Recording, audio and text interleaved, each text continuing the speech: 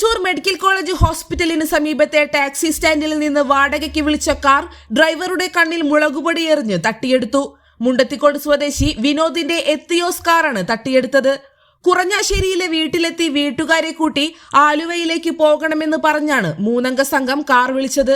വടക്കാഞ്ചേരി കല്ലമ്പറയിലെ ആളൊഴിഞ്ഞ സ്ഥലത്ത് വെച്ച് ഡ്രൈവറെ മർദ്ദിക്കുകയും കണ്ണിൽ മുളകുപൊടി എറിയുകയും ചെയ്ത ശേഷം സംഘം കാറുമായി കടന്നുകളയുകയായിരുന്നു.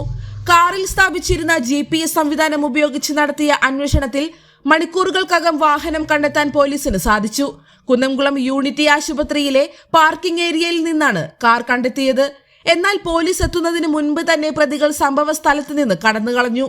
പ്രതികൾക്കായി പോലീസ് അന്വേഷണം ഊർജിതമാക്കി.